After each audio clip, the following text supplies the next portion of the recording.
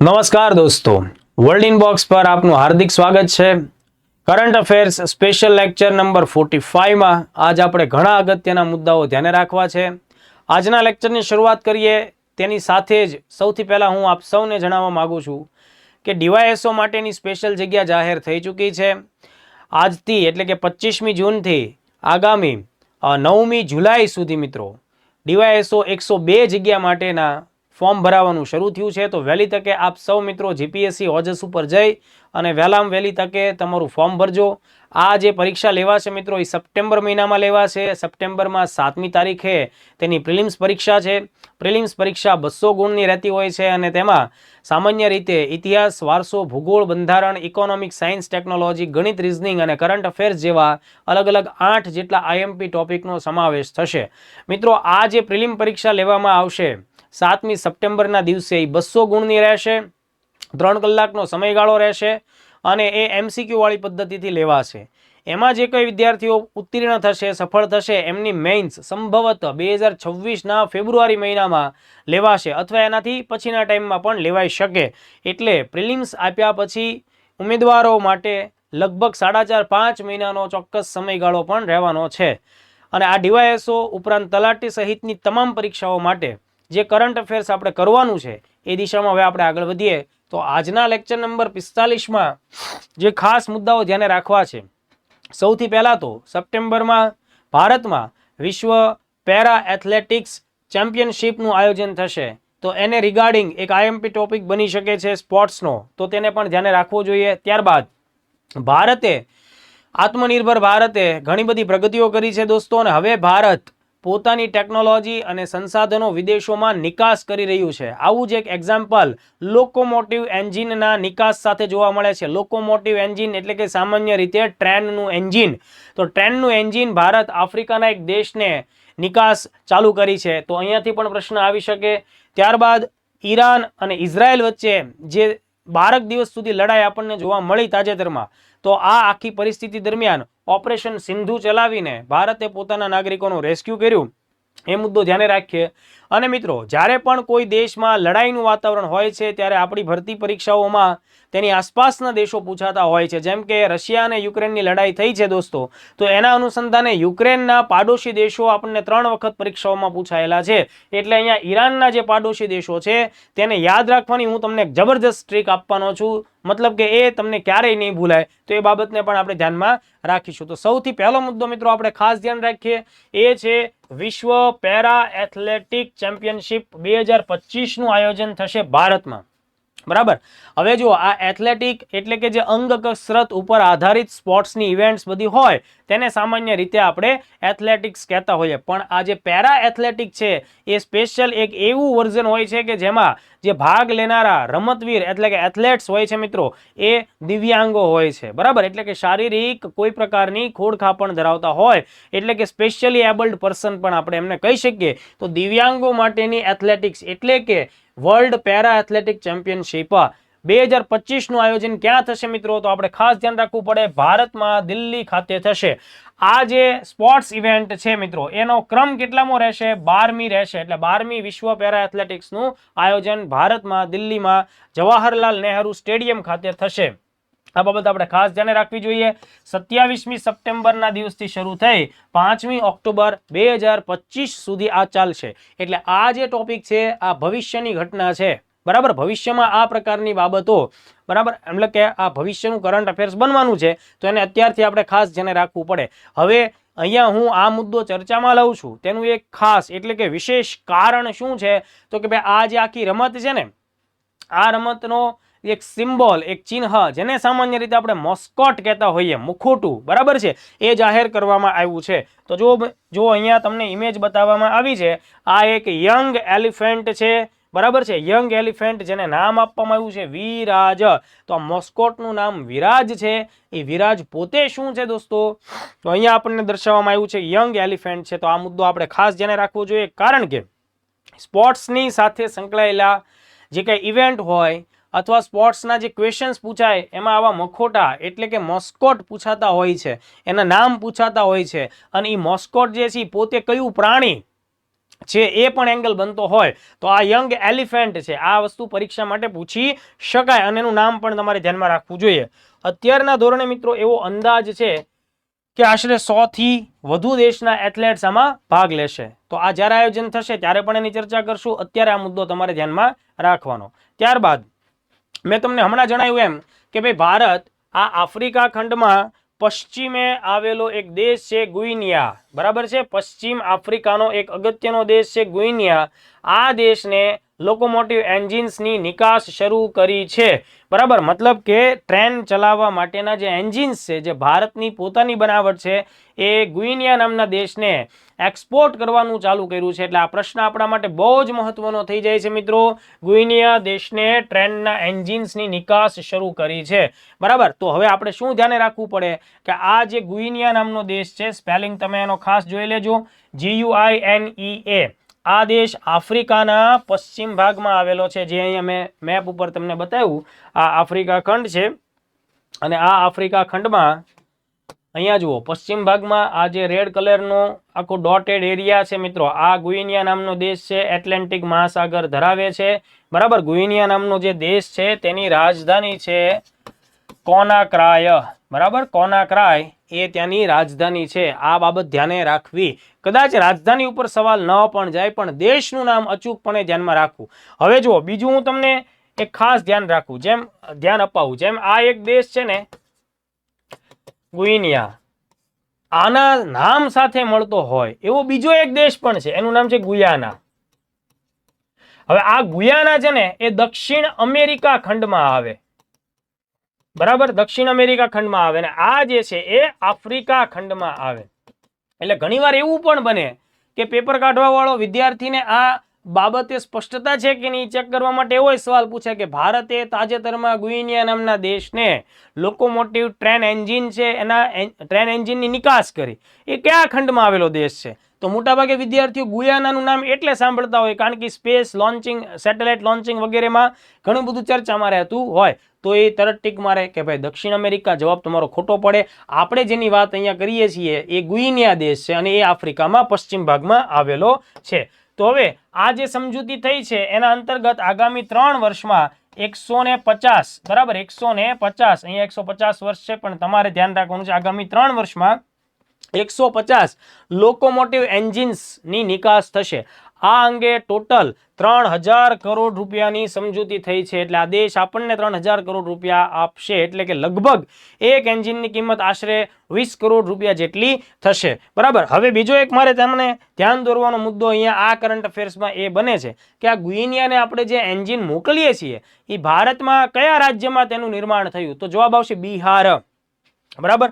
બિહાર રાજ્યમાં મરહોવરા rail factory છે, ત્યાં આ બધા એન્જિનનું નિર્માણ થશે. એટલે આ પણ તમારા માટે ધ્યાનમાં રાખવાની બાબત છે.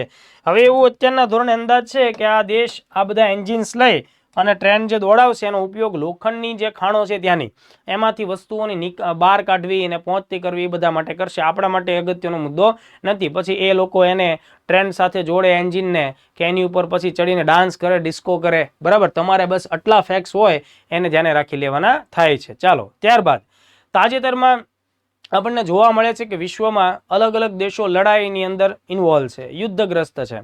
એમાં ઇઝરાયલે અત્યાર સુધી પેલેસ્ટાઇન અને હમાસ ગાઝા પટ્ટી ઉપર બહુ બધી લડાઈઓ કરી અને સાથે એ જ ઇઝરાયલ હવે પાછું પોતાનાથી પૂર્વ ભાગમાં આવેલો દેશ ઈરાન છે, જેની રાજધાની તહેરાન છે, એની ઉપર હુમલો કરે છે. અને અમેરિકા પણ ઇન્વોલ્વ થાય છે, બરાબર. અમેરિકા ઇન્વોલ્વ થાય છે અને તાત્કાલિક ધોરણે પાછું સીઝ ફાયર પણ થાય છે. એટલે બંનેની વચ્ચે કામચલાઉ ધોરણે અત્યારે શાંતિ સ્થપાયેલી જોવા મળે છે. તો ભારતના જે નાગરિકો, ભારતના જે લોકો આ ઈરાનમાં અને ઇઝરાયેલના વિસ્તારોમાં ફસાયેલા અથવા તો ત્યાં કોઈને કોઈ કારણોસર રોકાયેલા હોય, કોઈ કામગીરીમાં, કોઈ શિક્ષણ માટે અથવા અન્ય કોઈ પર્પઝથી, એ બધા લોકોને યુદ્ધની સ્થિતિમાંથી બહાર કાઢવા માટે, સહી સલામત બહાર કાઢવા માટે, એટલે કે ઇવેક્યુએશન માટે થઈને ભારત સરકારે એક અગત્યનું કાર્ય હાથ ધર્યું છે અને એને નામ આપવામાં આવ્યું છે ઓપરેશન સિંધુ. તમે ખાસ ધ્યાન રાખજો, તમે તાજેતરમાં જ ઓપરેશન સિંદૂરના માહોલમાં જીવો છો, બરાબર. ઠેક ઠેકાણે ઓપરેશન સિંદૂરની વાત થાય છે. એ ભારતે POK અને પાકિસ્તાનના વિસ્તારમાં કરેલો એક અગત્યનો હવાઈ હુમલો હતો, પણ અત્યારે જે હું વાત કરવા માંગુ છું એ ઓપરેશન સિંદૂર નથી, એ ઓપરેશન સિંધુ છે. ઓપરેશન સિંધુનો સંબંધ કોની સાથે છે? ઈરાન ઇઝરાયલ લડાઈને લીધે ઈરાનમાં અને ઇઝરાયલમાં બંને દેશોમાં રહેલા ભારતીય લોકોને સહી સલામત રીતે ભારતમાં લાવવા. સાથે ઓપરેશન સિંધુ અંતર્ગત ભારતે પોતાના નાગરિકોને તો બચાવવાનું કામ હાથમાં ધર્યું જ છે, પણ સાથે નેપાળ અને શ્રીલંકા દેશના નાગરિકો કે જે લોકોએ પણ અરજી કરી કે અમને પણ તમે ભારત સુધી લઈ જાઓ, બરાબર છે, અમે ત્યાંથી અમારા દેશ જતા રહેશું, તો એવા લોકોને પણ ત્યાંથી સહી સલામત રીતે આપણે સ્થળાંતરિત કર્યા છે. અત્યાર સુધીના આંકડાઓ પ્રમાણે કુલ 3100 થી વધુ લોકોને પરત લાવવામાં આવેલા છે. આ આંકડાઓ યાદ રાખવા ફરજિયાત નથી, કારણ કે આ આંકડાઓ આગળ જતા હજી આમાં ઘણો બધો બદલાવ આવશે. 2 દિવસ પહેલા આ આંકડો 1700 નો હતો, અત્યારે લગભગ ડબલ થવા જેવો જોવા મળે છે. તો આપણે શું ધ્યાને રાખીએ કે ભાઈ આમાં કોણ કોણ ઇન્વોલ્વ છે? ભારતીય વાયુસેના ઇન્વોલ્વ છે, અને આ જે સ્થળાંતરણ થાય છે, ઇવેક્યુએશન થાય છે, એ એરલિફ્ટથી થાય છે, બરાબર છે, મતલબ કે હવાઈ પરિવહનથી થાય છે. આ મુદ્દો આપણા માટે ખાસ ધ્યાને રાખવો જોઈએ, બરાબર. તો ઓપરેશન સિંધુ ભૂલાય નહીં. માત્ર ઈરાનમાંથી નાગરિકોને હટાવવામાં નથી આવી રહેલા, બંને દેશોમાંથી લાવવામાં આવે છે, ઈરાન અને ઇઝરાયલ. હવે જુઓ દોસ્તો, ભારત એક બહુ મોટો ડાયસ્પોરા ધરાવતો દેશ છે. ડાયસ્પોરા ધરાવતો દેશનો મતલબ એ થાય કે ભારતના નાગરિકો વિશ્વભરમાં ફેલાયેલા છે, બરાબર. ભારતના નાગરિકો ઘણા બધા નાગરિકો કે જેની સંખ્યા લાખોમાં હોય છે, બરાબર, એ બધા વિદેશોમાં જઈને કોઈને કોઈ કામ ધંધા રોજગાર શિક્ષણ આવા બધા ક્ષેત્ર સાથે જોડાયેલા હોય. તો છેલ્લા 10 વર્ષોમાં ભારત સરકારે વિશ્વના વિવિધ વિસ્તારોમાં આવેલા સંકટોને ધ્યાને રાખીને અલગ અલગ દેશોમાંથી ભારતીય નાગરિકોને સહી સલામત ભારત લાવવા માટે જેટલા પણ વિવિધ અભિયાનો હાથ ધરેલા છે, હું તમને એની એક યાદી આપું છું. આ મારી યાદીમાં 12 જેટલા અભિયાનોનો સમાવેશ થાય છે. મતલબ કે નજીકની પરીક્ષામાં તમે એમાંથી કોઈ પણ સવાલ આવે તો જવાબ ટીક મારી શકશો, બરાબર. આ ઉપરાંત જે વિદ્યાર્થીઓ મુખ્ય પરીક્ષાઓની તૈયારીઓ કરે છે તો તેમાં પણ આ પ્રકારના ફેક્ટ્સનો ઉપયોગ તેઓ કરી શકે છે. આપણે કેટલાક આઈએમપી ફેક્ટ જોઈએ, જેમ કે જુઓ મિત્રો, ઓપરેશન મૈત્રી ભારત સરકારે ચલાવ્યું હતું 2015ના વર્ષમાં, જ્યારે પાડોશી દેશ નેપાળમાં ભૂકંપની પરિસ્થિતિ સર્જાયેલી હતી તો ત્યારે બચાવ કામગીરી કરી હતી દોસ્તો. ઓપરેશન રાહત અંતર્ગત 2015માં યમન નામનો જે દેશ છે એમાં ગૃહયુદ્ધ ફાટી નીકળતા ભારતના ઘણા બધા નાગરિકો ત્યાં રોજગાર અર્થે હતા, એ બધાને સહી સલામત ભારત લાવવા માટે થઈ રાહત નામનું અભિયાન ચલાવ્યું હતું. એવી જ રીતે આફ્રિકામાં દક્ષિણ સુદાન દેશ છે તેમાં ગૃહયુદ્ધ ફાટી નીકળતા ઓપરેશન સંકટ મોચનનું આયોજન વર્ષ 2016માં જોવા મળેલું છે. તો જુઓ, સંકટ મોચન યાદ પણ રહી જશે, સુદાનમાં સ આવે છે, સંકટ મોચનના નામમાં પણ સ આવે છે, એટલે ભૂલાય નહીં. એવી જ રીતે મિત્રો, જ્યારે કોવિડની લહેરો આવી મિત્રો, ત્યારે ભારતે હવાઈ માર્ગે વત્તા દરિયાઈ માર્ગે ઘણા બધા દેશો, મતલબ 100 થી વધુ દેશોમાં ફેલાયેલા ભારતીય નાગરિકોને સહી સલામત રીતે પરત લાવવા માટે 1 વર્ષ સુધી લાંબા સુધી ચાલ્યા હોય એવા વિવિધ અભિયાનો ચલાવેલા હતા. તો એમાં જો ખાસ કરીને ઓપરેશન સમુદ્ર સેતુ કે જે દરિયાઈ કાર્યો સાથે સંકળાયેલું હતું, COVID-19 દરમિયાન જોવા મળ્યું હતું, એટલે 2020માં. એવી જ રીતે એરલિફ્ટ દ્વારા, એટલે કે હવાઈ પરિવહનના માર્ગે ભારતના નાગરિકોને સહી સલામત ભારત પરત લાવવા માટે થઈ વંદે ભારત મિશન ચલાવવામાં આવેલું. મે 2020થી શરૂ થઈ અને 2021ના મે મહિના સુધી કોવિડની કન્ડિશનમાં આ અભિયાન ચલાવવામાં આવ્યું હતું. એવી રીતે 2021માં અફઘાનિસ્તાનમાં સરકારને હટાવીને તાલિબાન લોકોએ જ્યારે પોતે સત્તા ઉપર કબજો જમાવ્યો મિત્રો, ત્યારે ત્યાં રહેલા ભારતીય લોકો અફઘાનિસ્તાનમાં પણ વિવિધ પ્રોજેક્ટ્સ અને કામગીરીમાં ભારતીય લોકો હતા, એમને સહી સલામત પરત લાવવા માટે થઈને ઓપરેશન દેવી શક્તિ જોવા મળ્યું હતું. એટલે ઓપરેશન દેવી શક્તિનો સંબંધ અફઘાનિસ્તાન સાથે છે. એટલે જો હું તમને કહેવા એ માંગુ છું કે અહીંયા તમને અલગ અલગ ઓપરેશન આપેલા છે અને સામે એ દેશ કે પરિસ્થિતિઓ પણ દર્શાવેલી છે. આમાંથી જોડકાવાળા પ્રશ્નો આવી શકે. તો આ 6 થયા, બીજા 6 પણ આપણે ખાસ ધ્યાનમાં રાખી લઈએ મિત્રો. 2022માં જ્યારે રશિયા અને યુક્રેનની લડાઈ આપણને જોવા મળી ત્યારે ભારતે ઓપરેશન ગંગા ચલાવ્યું હતું. તો ઓપરેશન ગંગાનો મતલબ રશિયા યુક્રેન લડાઈને લીધે ભારતીયોને પરત લાવવા માટેની આખી કાર્યવાહી હતી. એવી જ રીતે તુર્કી અને સિરિયાના ક્ષેત્રમાં ભૂકંપ આવ્યો મિત્રો. આ ઘટના 2023ની છે. તો ત્યાં જે રાહત કાર્ય થાય છે, બરાબર છે, ત્યાં ઇવેક્યુએશન નહીં પણ રાહત કાર્યો માટે ઓપરેશન દોસ્ત ચલાવવામાં આવ્યું હતું. મતલબ આ બધી જ બાબતો મોદી સરકારના શાસનકાળની છે, વસુદેવ કુટુંબકમની ભાવનાની સાથે આપણને જોવા મળે છે. એવી જ રીતે સુદાનમાં ગૃહયુદ્ધ ફાટી નીકળતા ઓપરેશન કાવેરી ચલાવવામાં આવ્યું હતું. આ ધ્યાન રાખજો, અગાઉ સંકટ મોચન હતું એ જ સુદાન, બરાબર છે, અને અહીંયા આપણને જોવા મળે છે એ કાવેરી જોવા મળે છે. ઓપરેશન કાવેરી એટલે સુદાન, ધ્યાન આપો. સુદાન જે છે એમાંથી જે દક્ષિણ સુદાન દેશ બન્યો મિત્રો, આ દક્ષિણ સુદાન છે 2011માં અલગ દેશ તરીકે અસ્તિત્વમાં આવ્યો છે અને છેલ્લા લગભગ એમ કહી શકાય કે 1.5 દાયકાથી આ સુદાનમાં ગૃહ યુદ્ધની પરિસ્થિતિ છે, મતલબ કોઈ સ્ટેબલ ગવર્મેન્ટ ત્યાં નથી. આ વિગતો આપણે ધ્યાને રાખીએ. આ ઉપરાંત 2023માં ઇઝરાયલ અને હમાસ વચ્ચે જે લડાઈ થઈ તો એમાં ઇઝરાયલ અને હમાસની આસપાસના વિસ્તારોમાં ફસાયેલા ભારતીય લોકોને સહી સલામત ભારત લાવવા માટે ઓપરેશન અજય આયોજિત કરવામાં આવેલું હતું. બરાબર. અને તાજેતરના છેલ્લા 2 અભિયાનો ઉપર જો આપણે નજર નાખીએ તો જે કેરેબિયન કન્ટ્રી છે હૈતીમાં ગૃહ યુદ્ધની પરિસ્થિતિ ફાટી નીકળી. તો આ હૈતીમાં જે ગૃહ યુદ્ધની પરિસ્થિતિ ફાટી નીકળી, મતલબ કે દક્ષિણ અને ઉત્તર અમેરિકાની વચ્ચેનો વિસ્તાર છે, બરાબર, જેને આપણે કેરેબિયન વિસ્તાર કહેતા હોઈએ, તો એ હૈતી દેશમાં જે ભારતીયો હતા એને પરત લાવવા માટે ઓપરેશન ઇન્દ્રાવતીનું આયોજન થયું. અને તાજેતરમાં આ જ વર્ષે 2025માં મ્યાનમાર અને થાઇલેન્ડની સરહદવાળા વિસ્તાર ઉપર જ્યારે ભૂકંપ આવે છે ત્યારે મ્યાનમારને મદદ કરવા માટે ભારતીય આર્મી, NDRFની ટુકડી અને ભારતીય વાયુસેનાએ સાથે મળીને જે સૈન્ય કાર્યવાહી મદદ માટે કરી છે મિત્રો, એને આપણે ઓપરેશન બ્રહ્માના નામથી ઓળખીએ છીએ. તો આ બાબત ખાસ ધ્યાને રાખવી, કારણ કે બ્રહ્મદેશના નામથી પણ મ્યાનમાર ભૂતકાળમાં ઓળખાતું હતું અને અહીંયા ઓપરેશન બ્રહ્મા શબ્દ પણ આપણને જોવા મળે છે. તો મેં તમને અત્યારે શું જણાવ્યું કે ભાઈ છેલ્લા 10 વર્ષમાં ભારતે વિદેશોમાં થયેલી અગત્યની પણ મતલબ કે એવી સંકટવાળી પરિસ્થિતિઓમાં ભારતીયો જે ફસાયેલા છે એને પરત લાવવા માટે જે કાંઈ પણ અભિયાનો ચલાવ્યા એની યાદી. આજનો લાસ્ટ એક ટોપિક આપણે ધ્યાને રાખવો છે મિત્રો, કારણ કે ઈરાન અત્યારે લડાઈમાં ઇન્વોલ્વ છે.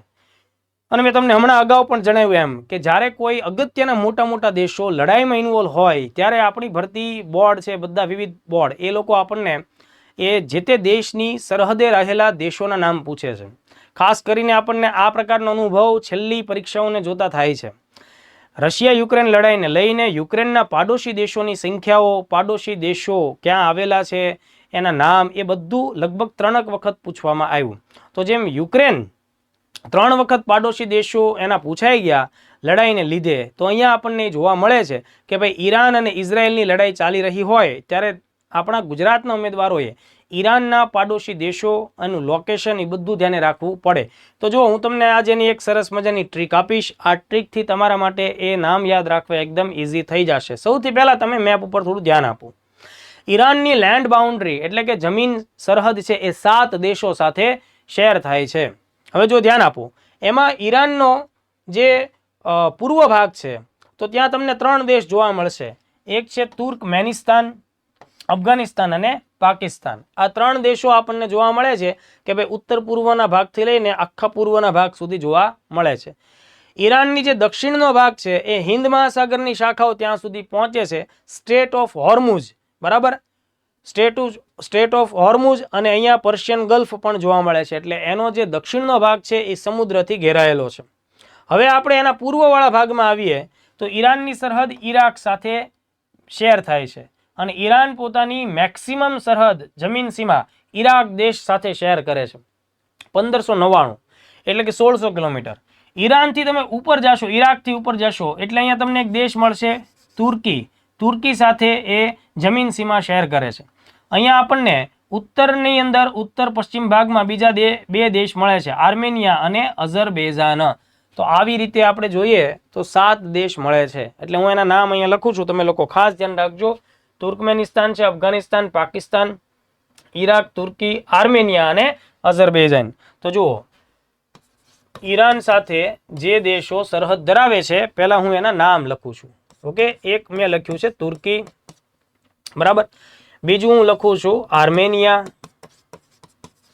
બરાબર, એક હું લખું છું તુર્કમેનિસ્તાન, બરાબર, પછી એક લખું છું અઝરબૈજાન, પછી સૌથી વધુ સરહદ જેની સાથે આવે છે એ છે ઈરાક, એક દેશ છે પાકિસ્તાન અને 7મો દેશ છે અફઘાનિસ્તાન, બરાબર છે. આ 7 દેશોના મેં નામ લખ્યા. હવે જો તમે લોકો ખાસ ધ્યાન રાખજો, જો હું આ બધાનો પહેલો અક્ષર લઈ લઉં એટલે મારી સામે એક શબ્દ બને છે અને જે એકદમ તમારા માટે ઇઝી છે. તુર્કી ઉપરથી હું ટી લઉં છું, આર્મેનિયા ઉપરથી હું એ લઉં છું, તુર્કમેનિસ્તાન ઉપરથી ફરીથી ટી લઉં છું, અઝરબૈજાન ઉપરથી ફરીથી એ લઉં છું. એટલે આ થઈ ગયું ટાટા. ઓકે, ઈરાક ઉપરથી હું આઈ લઉં છું, પાકિસ્તાન ઉપરથી હું પી લઉં છું અને અફઘાનિસ્તાન ઉપરથી એ લઉં છું. જનરલી તમે ટાટા આઈપીએલ, ઓકે, આવો શબ્દો રેગ્યુલર દર વર્ષે સાંભળો છો, કારણ કે ટાટા આઈપીએલ આપણા દેશમાં રમાય છે. તો અહીંયા ટાટા તો આપણને મળી ગયું. આઈપીએલ ની અંદર માત્ર મારે એલ ની જગ્યાએ શું એક એડ કરવાનું છે? અફઘાનિસ્તાનનો એ. એટલે આ મારો કોડ થઈ ગયો, એ થઈ ગયો ટાટા આઈપીએ. બરાબર, ટાટા આઈપીએ. તો જુઓ, ગુજરાતના વિદ્યાર્થીઓ કે જેના માટે ટાટા આઈપીએલ કોઈ નવો શબ્દ નથી, તમે રેગ્યુલર સાંભળો છો, એ ટાટા આઈપીએલમાં તમારે માત્ર એક જ અક્ષર દૂર કરવાનો છે. એ અક્ષર દૂર કરી નાખો એટલે ટાટા આઈપીએ થઈ ગયું. ટાટા એટલે Turkey, Armenia, Turkmenistan, Azerbaijan, Iraq, Pakistan અને અફઘાનિસ્તાન. તો આ રીતની આખી બાબત થઈ. તો તમે ખાસ ધ્યાન રાખજો, આ નવી ટ્રીક છે અને હવે જોજો આ વિડીયો જોઈને આખા ગામમાં આ ટ્રીક ફેલાશે. તમે ખાસ ધ્યાન રાખજો, આના કોઈ પણ પ્રકારના માર્ક્સ તમારા જવા ન જોઈએ. તમને પીડીએફમાં આખો મેપ મળશે, એમાં તમને અલગથી પણ પૂછી શકાય કે ભાઈ પૂર્વ વિસ્તારમાં કયા દેશો આવ્યા છે એના જ નામ આપો, અથવા તો પશ્ચિમમાં આવેલા નામ આપો. તો આ પ્રકારના ક્વેશ્ચન્સ પણ બની શકે. તો મિત્રો, અહીંયા હું લેક્ચર નંબર 45 ને વિરામ આપું છું. આવતીકાલે લેક્ચર નંબર 46 ઉપર પાછા આપણે ફરીથી મળીએ. આપણો ટાર્ગેટ આગામી બધી પરીક્ષાઓનો છે, આપણે કરંટ અફેર્સમાં માર્ક્સ મેક્સિમમ કવર કરવાના છે. તમારા અભિપ્રાયો અચૂકપણે અહીંયા મને આપતા રહેજો. વહેલી તકે મળશું. જય ભારત, જય હિન્દ.